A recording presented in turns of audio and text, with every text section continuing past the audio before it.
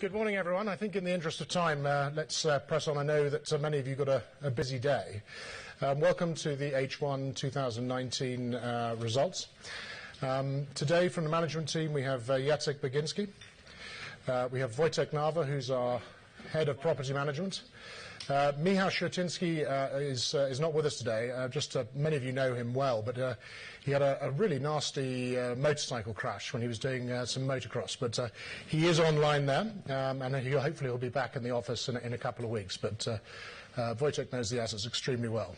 We're also fortunate to have Professor Belka with us today, and as you know, he was the former finance minister of Poland, the former prime minister, the former governor of the National Bank of Poland, and now recently has been elected as a member of the European Parliament. But by background is an economics professor, and of course, perhaps most importantly, is one of our non-executive directors. So what I would like is Professor Belka is if he could just put, let's say, Poland in the context of what's happening globally, what's happening in Europe, and what's happening in Germany, and then come back to Poland. So, Professor Belka.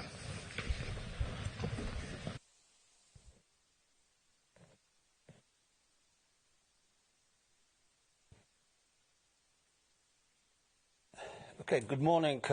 Before you hear from my colleagues about the excellent performance of EPP, you have to bear with me for 10 minutes. They have given me 10 minutes to, and the main thing I want to tell you is that those excellent results will never happen without good performance or excellent performance of the Polish economy.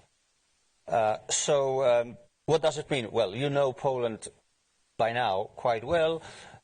We are proud to repeat all the time that it's a country that has grown in an uninterrupted way for the last 27 years, with the average rate of growth of 4.2%, the highest in Europe. The last few years, it was growth of about 5%. Something that makes me a little bit worried because it's too high. The rate is too high, and it would be quite sound for the economy to slow down to something like 3.54%. What was driving this high rate of growth recently is mainly consumption. Consumption driven by high employment. You will see the graphs. Unemployment rate in Poland is now approaching 3%, which is about, well, one of the lowest on our continent. Growing wages, 7% a year for most of the decade. But also it's accompanied by moderate growth of credit, all kinds of credit. And what is very important is that we have a government now that I personally am extremely critical of on many other things, but not on economic and social policy. They have introduced quite a number of interesting social policy instruments recently. They are continuing with this, and it all boils down not only to stimulating consumption, but also to sizable income redistribution. We can see a period in which both public expenditures and tax revenues are growing relative to the GDP. We are still under the European standard or West European standard, but it means that the consumption base becomes more solid, more well spread. The people are feeling they are more affluent. They turn to more refined goods, and this is something that you will see also at the graphs reporting our EPPs performance. Will this continue? Well, I think we have all the probability that it could continue in the short to medium term short to medium term. Well, I'm not discussing now long-term issues. They are always there, and the economists are obviously specialists in looking at weak spots. Quite recently, the consumption drive is helped by a new social policy package. On the one hand, you can criticize it because it's politically driven, election driven, but on the other side, it is doing what I have mentioned before. It's a reversal. It's income redistribution. We are really, after 25 years of liberal growth, now we are turning to more balanced, socially sustainable growth. Well, so this is about internal factors. What can go wrong with the external factors? Poland is part of the global economy, part of European economy, and very much dependent on German economy. So let's turn to global. A lot of talk about crisis. Crisis here, crisis there, crisis around the corner. Well, my philosophical approach is the more we talk about the crisis, the less dramatic it is going to be, and then the less it will be more like a slowdown rather than a cliff. Well, because people consciously or unconsciously are making provisions for this possibility of major crisis. Second thing, if you talk about crisis these days, you are not looking at the real economy, you are looking at financial sector. Where is it that the financial sector, let's say, imbalances accumulate? Basically, well, there are much less of them than in the run-up to the 2008 crisis. We can see some things. You may be surprised. Not in Europe, not in. I would mention the U.S. because the American banks, although they look very healthy, they are engaging in exuberant activities, say about credit card credit, student loans. Also, the recent deregulation can sort of result in certain more risky types of behavior in America.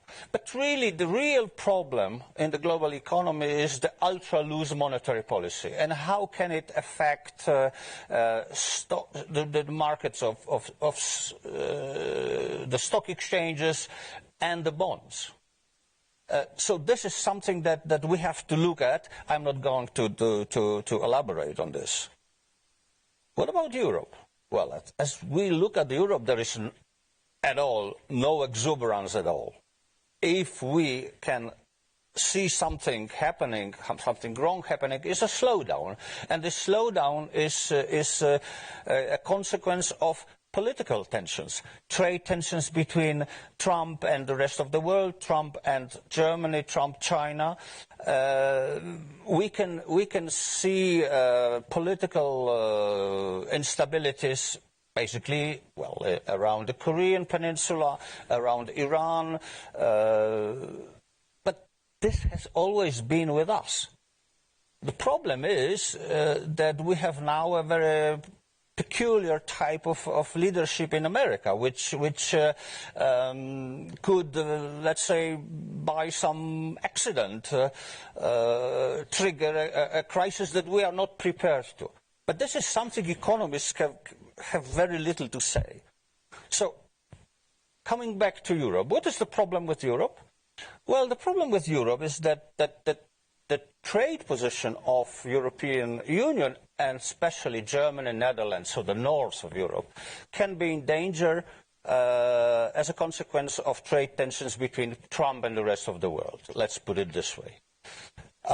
However, and I'm coming to the end, what is new in the world and in Europe is that politicians or policymakers, economic policymakers, are now much more aware of dangers coming from populism or right-wing populism, which means that they are more determined to continue accommodative policies. Even in the long run, those policies may be dangerous. But in the short to medium term, there is no problem now with the ECB, European Central Bank, to continue this ultra-loose monetary policy. This is exactly what Christine Lagarde is going to do. She says so, to continue or even strengthen what Mario Draghi started. As a matter of fact, if you think Italy will be a big problem to European integration, don't believe it. Because I think that the Italians have now a very good chance to have a benign type of negotiations with the European Commission if we have a perspective of a slowdown, a prospect of a slowdown, especially in Germany.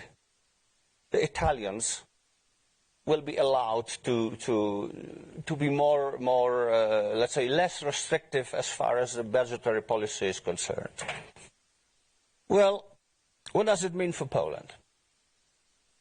Of course, if there is a slowdown in Germany, and if the Germans are strict as they used to be with fiscal policy, so they don't react, which I don't believe, but because the Germans are now starting to discuss that they should loosen the fiscal policy. They have a lot of space to do it, to prevent a bigger slowdown or recession. But even if this happens, the worst scenario for Poland is slowdown. Maybe not to 3.5%, which I would welcome, but to something like 3% or even 2.5%. This is not good, but it's not at all dramatic outcome. So this is something that we can live with, and the company will live it. So I am basically optimistic about Poland. I am moderately optimistic about Europe. And, well, I am a little bit worried about the political factors having bad impact on global economy. That is what I have to say. Thank you. Is it 10 minutes? Okay. Thank you. Thank you. Great. So, Marek, of course, will be available for a cup of coffee later and can answer sort of questions as and when. So let's get into the main bulk of the presentation. So today we're going to cover the company and the market overview. Jacek's going to run through the financials. Wojtek will go through the performance of the portfolio, and then we will discuss the outlook for the remainder of the year. So in terms of the H1 results, as you can see, our net operating income is up by 9%. Our distributable earnings are up by 9%. As is given in guidance, our distribution per share is flat. And perhaps most importantly, we've successfully brought down our LTV to below 50% by 2.1 percentage points.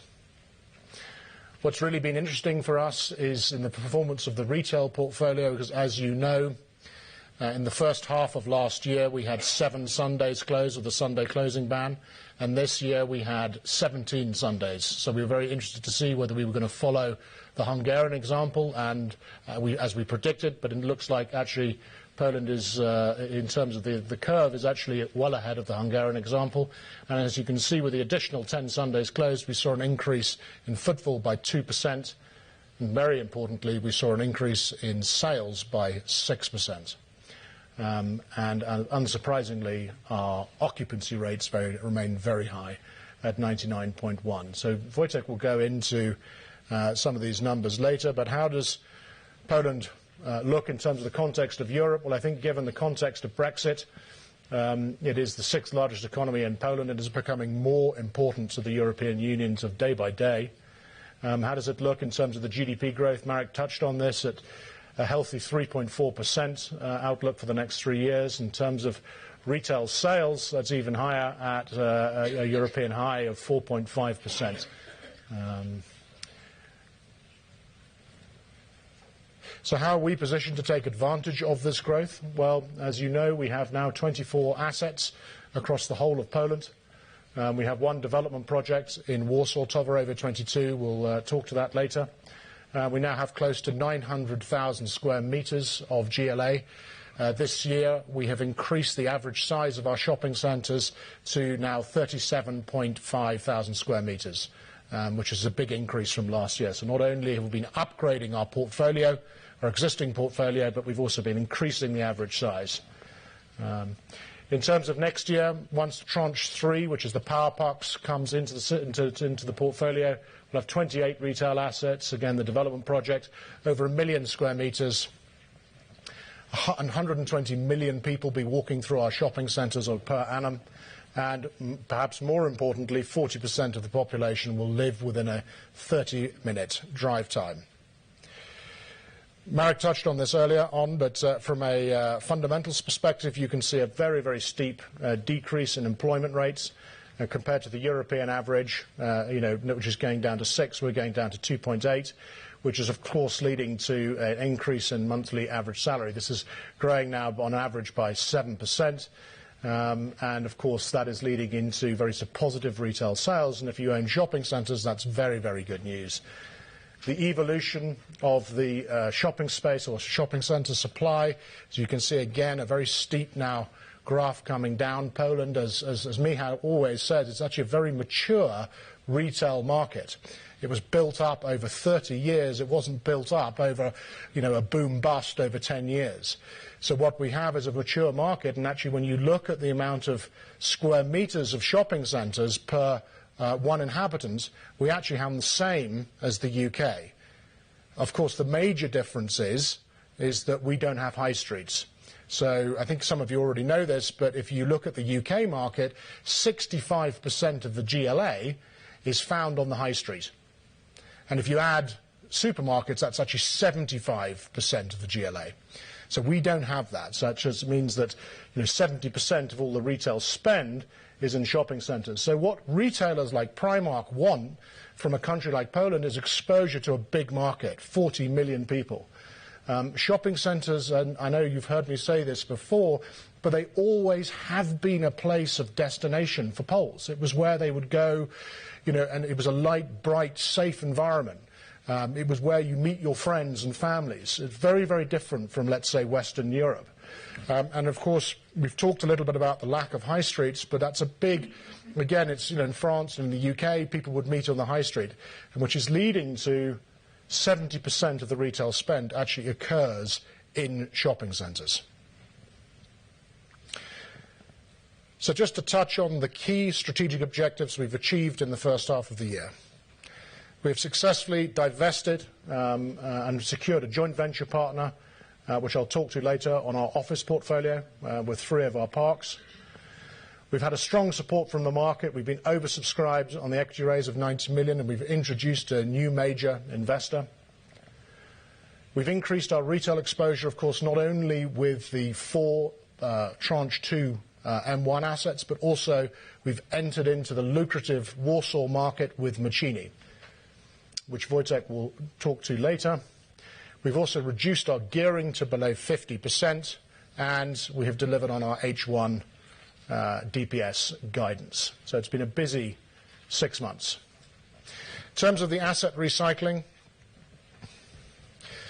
so we've introduced a new JV partner with Henderson Park on our offices. This is a very strong UK-based fund, and whilst we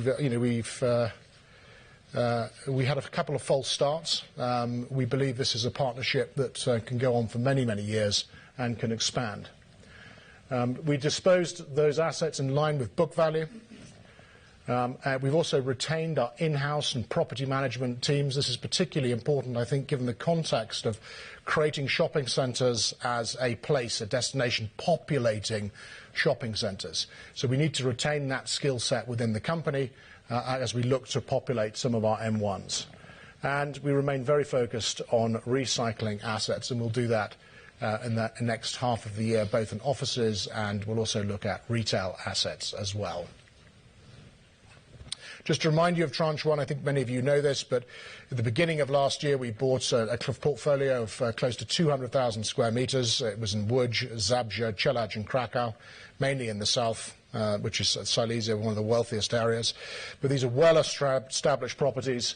They have strong anchors. They have large sites, 200 hectares of land. And what's really been interesting is that we've looked at the M1s perhaps very much through a retail lens, and now we're beginning to look at it. These are 200 hectares of zoned commercial property, and we're now looking at it in a slightly different way.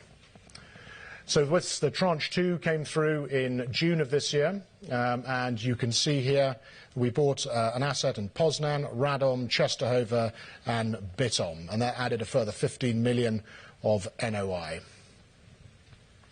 Now I'd like to ask Jacek to run through the financial overview. Thank you, Ravi.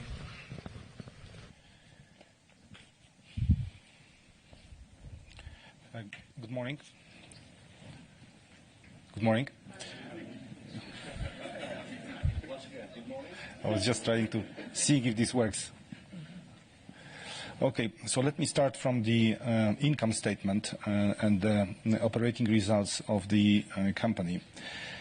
As you can see, the net operating income went up by 8.5%.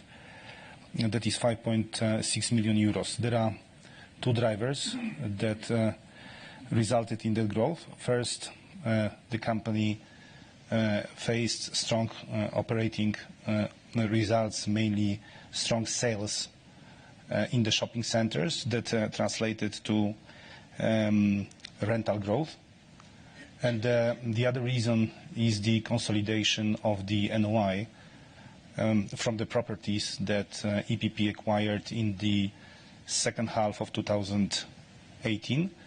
We acquired Marcelin Shopping Center in Poznań and the office building called Symmetries in Łódź. So the NOI of these buildings was consolidated into the results of EPP in the first half of this year. The strong increase of net operating income translated into the EBITDA growth, which is, as you can see, 8.5% and 5 million euros. And then below, you can see the increase of the interest expenses.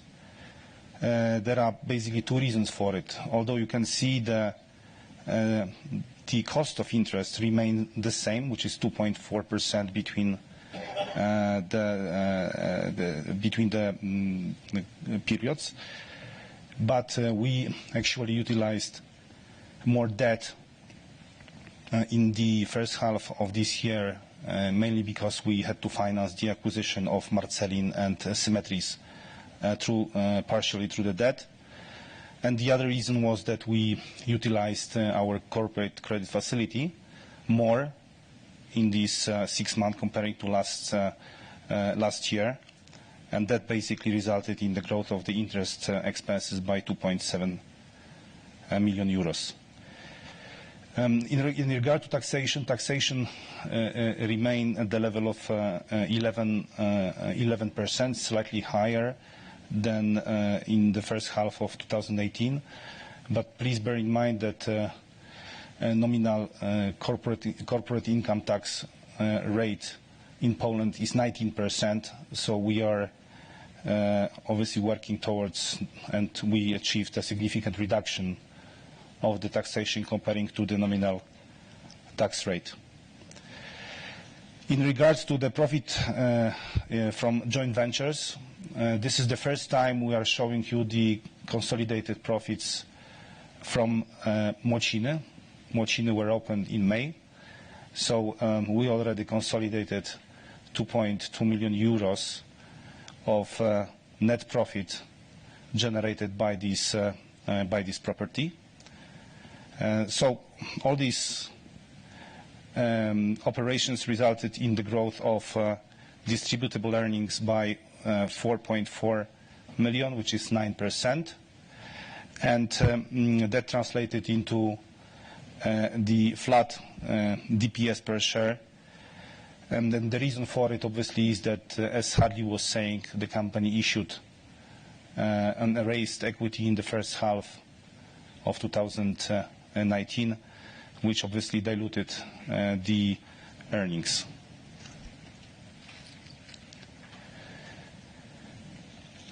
In regard to balance sheet, So first, you can see the growth of investment properties by 92 million euros, and that is a combination of the acquisition of the second tranche of metro assets and disposal of 70% of shares in our office portfolio to Henderson Park. So this is 92 million is the net effect of the change. Obviously, we have some positive effect of the revaluation of our retail portfolio, which is mainly driven by the NOI growth generated by these properties. Investment in JV went up by 31 million euros, and this is again the result of deconsolidation of the office portfolio that was sold in 70% to Henderson Park. So you can see that there is 30%, or 30% represents basically the growth of the investment in JV comparing to last year. Looking down, you can see that now our NAV per share went down by 1.5%. That is the result of equity issue that took place in the first half of this year, and obviously we issued that shares below net asset value per share. The cost of debt remains flat, as I was explaining, and the thing that should be underlined, you can see this on the very bottom, is the decrease of LTV by over 2 percentage points. Basically, there were 4 drivers of that decrease of LTV. First, obviously, equity issue. The second was the result of a transaction with Henderson Park. We deconsolidated, obviously, not only assets but also the debt related to that transaction. The third reason was a positive effect on the revaluation of our assets. And the fourth reason was the amortization of the debt.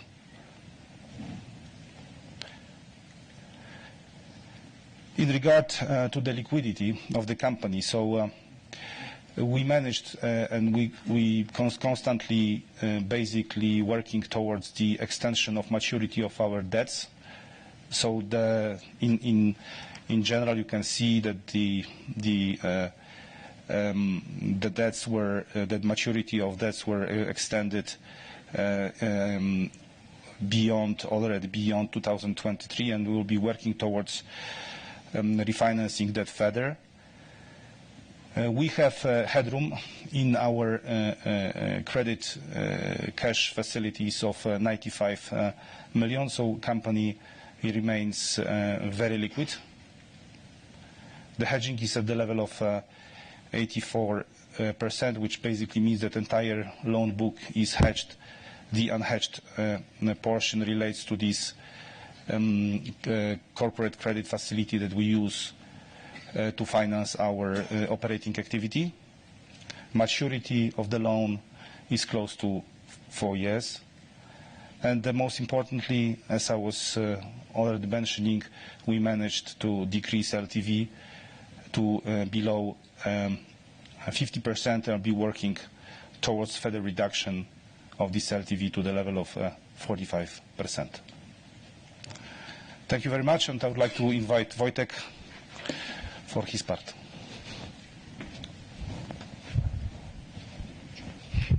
Thank you, Jacek. Good morning to everyone. Now, if you don't mind, I will lead you through the presentation of our retail portfolio and to show you how it looked like with respect to the asset management and property management operations. Let's start maybe with retail portfolio summary. So as Hadley said, despite the Sunday ban, we were able to achieve plus 2% increase in footfall. It is mainly due to excellent performance of our largest projects. We prepared for you the slides also for these projects, so I will refer to it a bit later. But what is even more important, we were able to increase our tenant sales of 6%. It is mainly most of our fashion anchors reported significant increase in sales, and these retailers have significant share into the total GLA. That's why they impacted positively the average number. Let me tell you that from the IPO from 2016, it is the consecutive period of positive growth, both in footfall and in sales, which despite many of various challenges on the market like Sunday ban, shows that our portfolio is still very sustainable. As Hedley said before, we have very strong occupancy level, over 99%. I would like to remind you that we don't have any structural vacancy in our portfolio. This vacancy level only results from the constant strengthening of the tenant base. The average vault for the whole portfolio is 4.6 years. It is mainly because the significant part of the leases in 2019 were already signed. We have signed 83 leases with the plus 3.6 rent reversion. We have very healthy rent to sales ratio on the level of 11%, and it's constantly improving. But also just to remind you, we don't include here the hypermarkets numbers, as the hypermarkets in our lease agreements are not obliged to formally report sales. So it's only for the rest of the retailers. And we have plus 2.4% increase like-for-like net rent income. Of course, it's not correspond directly with plus 3.6% rent reversion, as I said before, because we had the reshuffling of the tenants and we had to face also some rental voids. But I think it's a very stable growth for the whole portfolio. When we look at the comparison of the EPP portfolio compared to the market results, which are reported by the Polish Council of Shopping Center, just let me remind you that this organization is for many years has been collecting the data from many shopping centers in Poland. So as you see, our portfolio performed much stronger than the average results reported by that organization. In the first half of the year, we have 6% increase compared to 1.1% increase, which shows that our assets are still among top leading retail destinations in Poland.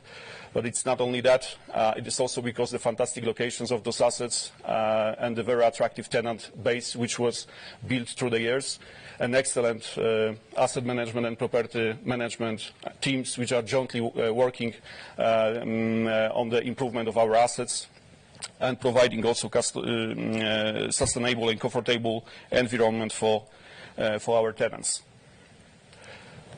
As Hedley said before about the Sunday ban introduction, I will refer only to the numbers. We have been asked many times by you how the Sunday ban affects our portfolio. So as you see on the graph, when we compare the H1 2019 when we had the 17 closed Sundays with the H1 2018 when we had 7 closed Sundays, so we have 10 days difference, we have recorded 31% less customers, but only on Sundays. But as you see, the whole loss was covered by the other days of the week, even more, because we presented plus 2% increase in footfall. So not only we rebuild the position in the footfall, but we even increased the number of the customers. So as you see on the graph, it shows that the Polish customer have already adapted to the new situation, and they completely changed their consumer habits, and now they are spending time on doing shopping during the weeks. So as you see from the graph, the most beneficiary days from this Sunday, from this consumer habit shift are now Saturdays plus 10% increase on like-for-like basis, and Thursday and Tuesday accordingly plus 7 and plus 6%. As many of you know, we also decided as our response to Sunday ban effect to create a special program of activation, the non-trading Sunday. So we prepared for you the video of one of the events successfully done in Galeria Eco. So if you don't mind, I will play the video and I will refer to the numbers in the meantime.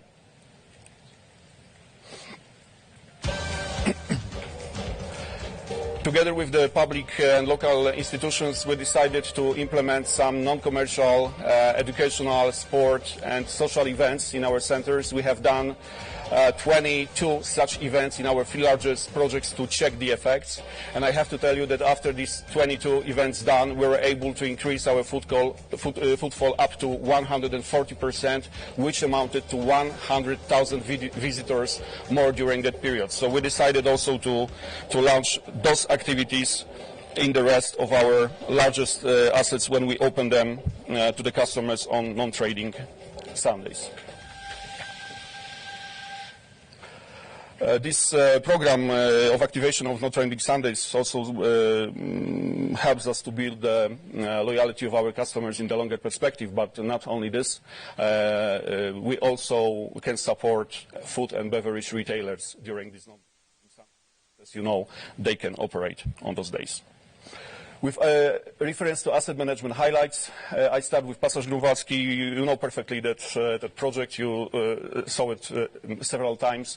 The Pasaż Grunwaldzki is located in Wrocław. This is the very strong retail destination and excellent performing center. As you know, in 2017, we had the opening of the competitive project Wrocławia in Wrocław, and from that moment we started to regain what we lost in footfall.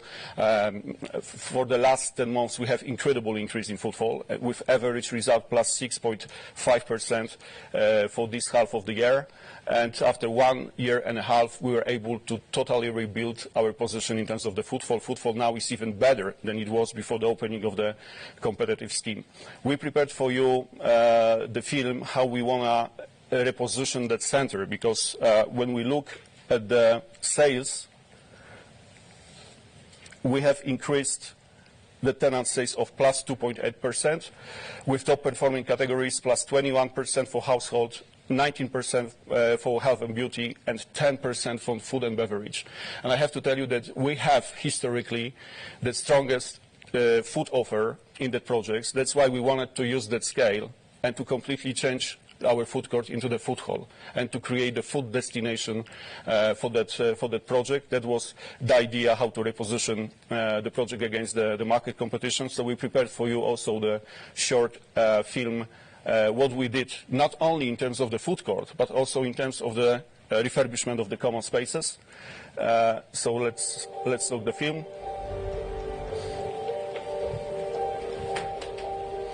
So as you see, we decided to completely refurbish also the common spaces. We repainted the walls. We completely changed the lighting in the projects. We closed the voids very close to the food court area just to provide the additional consumption places for the customers, because we usually have crowds of the customers. And we decided to completely change the lookout of the food court. So we decided to change the design. We put some nice funky places. You will see it in a minute.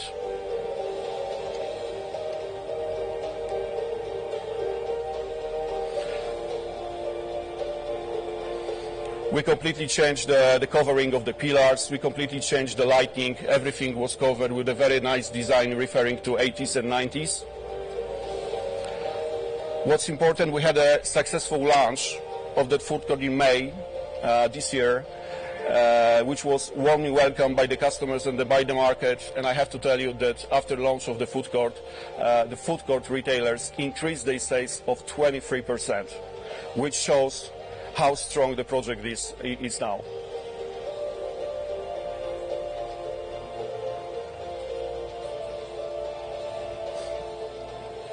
And I have to say it, we are together with Michał really proud of what we were able to achieve here together with asset management and property management team. They performed very well, and thanks to the excellent performance, we were able to strengthen even more position of the Pasaż Grunwaldzki. We completely repositioned the project on the market against the competition projects. So I think this is the very good example how you can make your project more defensible. With reference to Galaxy, you know, also very good. This is the projects located in Szczecin, and this is the largest retail destination in northwestern part of Poland. The projects perform very well. We also were struggling for many years with the competitive projects here in terms of the fashion offer especially. That's why we decided, as you remember, extended projects of additional 16,000 square meters, which was delivered to the market in November 2017. From that moment, we were able, until the end of June this year, we were able to achieve 1.5 million customers more. So it shows that our footfall now is 13 million people yearly, with the catchment of 470,000 people, which shows how sustainable project is. Our catchment now even extends to the Polish-German border. When you look at the footfall, we have a very stable growth, plus 1.5%, but what's more important, we have significant increase in sales, in tenant sales, with top performing categories, electronics plus 24%, household plus 21%, and food and beverage plus 7%. It also gives us, I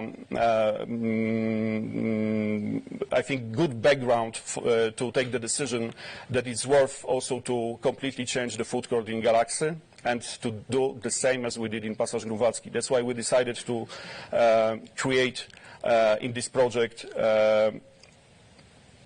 some kind of food port, because Szczecin, as you know, is known from shipyard and shipping business. That's why we decided to refer to the tradition of the city and to the tradition of the place. So we decided to put some elements which remain in containers, some special lighting, like in the dockyards, some cool and funky places. But what's more important, the new food court will double the number of the consumption places, because we have 2 less now, from 300 to 600. And we will provide also 5 new restaurant concepts, which, from our opinion, will create the destination as very attractive for the customers. And this is also an example how we can reposition completely our project against the competition. So now we can say this is the #1 retail destination in Szczecin, and we totally covered footfall numbers of the competition. Galleria Echo, you know for well. This is a project which is located also in one of the largest projects in our portfolio. This is the largest retail and entertainment destination on the road between Warsaw and Krakow. Thanks to the significant improvement of the road infrastructure, we were able even to extend our catchment to 1 million customers. So we have now 10 million customers in that project, with 200,000 inhabitants in the city, which shows how strong project is in terms of the regional customers also. When you look at the footfall, we have recorded high record footfall in this first half of the year, plus 8.4%. But what's also very important, we increased our tenant sales of plus 6.7%, and top performing categories were food and beverage plus 17%, household plus 12%, and fashion plus 8%. When you look at the food and beverage numbers, I think it's also the numbers speak for themselves, and we can say that we will for sure do the same as we did in Pasaż Grunwaldzki and in Galaxy. So we completely changed the food court area here. We are on the designing stage now, and I think that we will launch the refurbishment works in 2020. In terms of the occupancy level, the project is very stable. His project is fully leased. I have to tell you that historically that project was never so good leased as it is now. We have the 7 lease prolongation in this first half of the year, and 5 new openings. And as entertainment functionality in this project is very important for the customers, we decided also to enlarge cinema and kids play. And Galeria Młociny opening, as you know, we opened Galeria Młociny in May this year. We prepared for you the video from the opening of the Młociny, so I suggest watching video, and I will refer to the numbers in the meantime.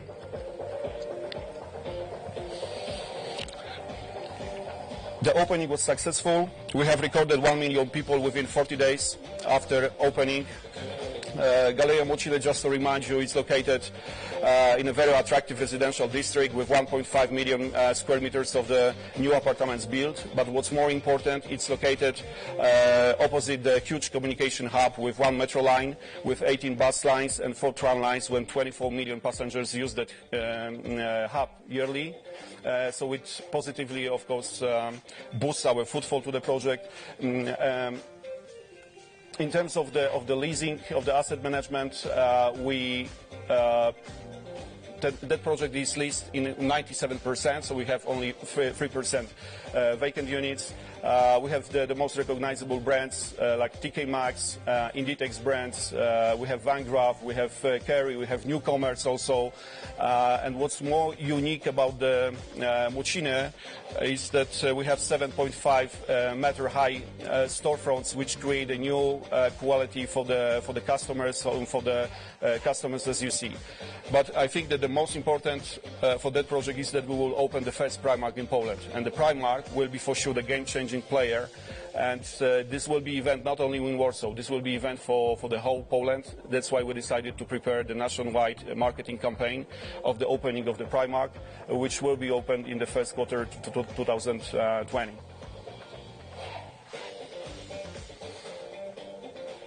What we prepare also for the customers, we provided them with the very large food hall area, which is completely unique. When you compare it to the other centers in Warsaw, nobody has such a unique food hall space with 50 restaurants included. So, just to summarize Młociny, after successful opening and the initial results, from my and Michał's perspective, and from asset and property management team perspective now, is to build the further strength of Galeria Młociny in the Warsaw market, and to boost also the footfall and the sales close to double-digit numbers. Thank you very much.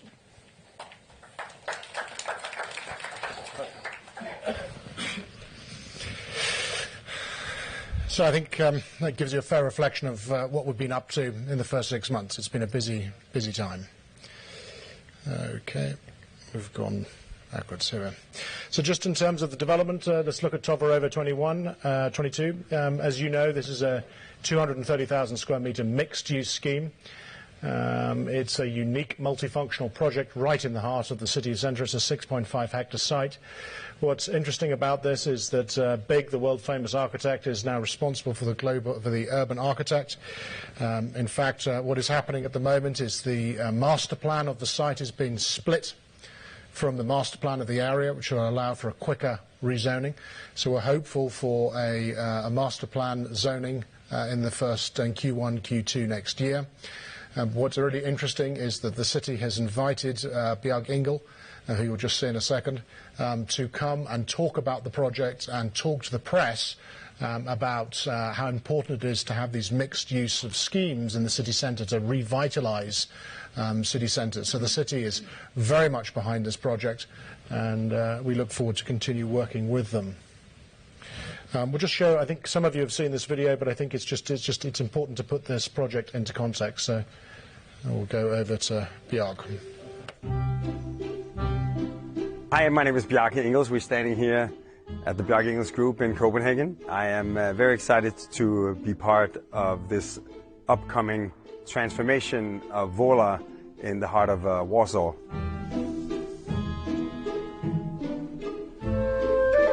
If you look at the urban development of European cities in the post-war, you see that you either have medieval city centers with their charm and intensity, but with their inability to accommodate contemporary programs and density, or you have post-war neighborhoods with big green parks and residential high-rises, but without the streetscape and charm and programmatic diversity to create a lively neighborhood.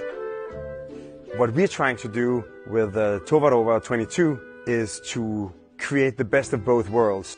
So in a way, bring back the walkable streets of the medieval city, bring back the European cityscape feel of liveliness, public-oriented shops and offices, And on top of this, to provide the cultural infrastructure to create a lively sort of inner city neighborhood, and the homes to create a resident population to populate the streets. But at the same time also bring back a park by elevating the park and creating this sort of archipelago of interconnected parks. So in effect, almost creating this kind of sandwich of public-oriented programs, open parks, and places where people can live to create a new neighborhood at the heart of Warsaw that in a way combines the best of all worlds.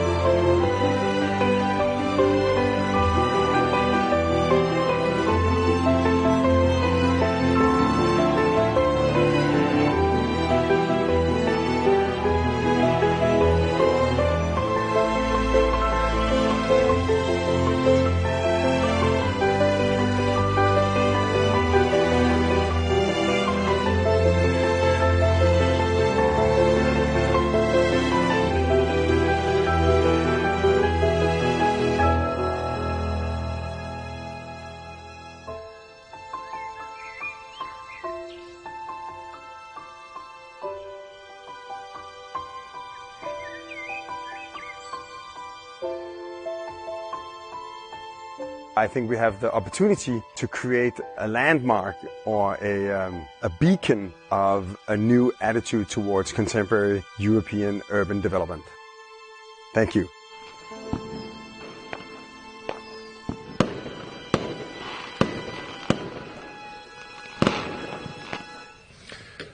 Good, thank you. So I think, it's this project, of course, will be one of the most exciting developments in any European capital in the next 5 to 7 years. So we're thrilled to be involved with this. In terms of our outlook for the rest of the year, I think I was just talking earlier with some of our colleagues from Redefine, and it was 3 years ago that actually we listed on the JSE, and if the 2016 was all about the listing and hitting guidance, 2017 was all about the growth of the Blackstone portfolio, and of course that was actually when the M1 transaction kicked in, and again we hit guidance in 17. 2018 was all about integration, building the internal capabilities to take on these assets, and we developed this integration team that is working again very hard this year, and again we hit guidance in 2018. But this year has been for us about two things. It's about upgrading the quality of our portfolio with the food hall extensions. It's been about the Macini upgrading the quality and the size of our assets. And the second thing has been looking and dealing with our capital structure.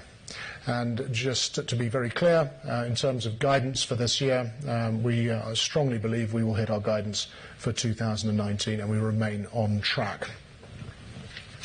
So, in terms of the actual plans, in terms of we'll continue to look to recycle assets with our JV partners, both on offices and on retail. The asset management of what Michał and Wojtek and their teams are doing is really now beginning to pay dividends in our portfolio, as you can see from our increase in sales and the increase in footfall. And it is vital that we continue that. And some really good ideas are coming through from those teams. So for those of you back in Poland, I know half of the companies watching this, so thank you very much on behalf of the shareholders and the management team. In terms of the portfolio integration, let's not forget, we've also added another close to 300,000 square meters of assets. So this team of 12 people are very busy integrating the Macini and the new M4, the 4 M1s into our portfolio. And of course, we will continue to look to work on our capital structure and continue to bring that LTV down as we promised.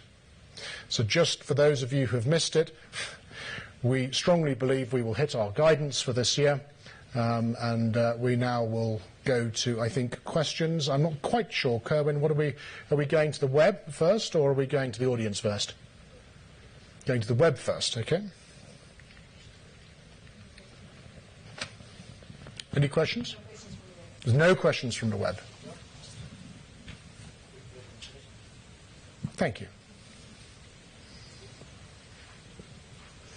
Any questions from the floor? Or it is Wojtek's first time to South Africa. He was expecting some very difficult questions, particularly from actually this area. Okay. All right. Well, thank you very much. I know many of you have got to go on to other company presentations. We'll be obviously outside to answer any questions over coffee, and look forward to seeing you. And thank you for your continued support.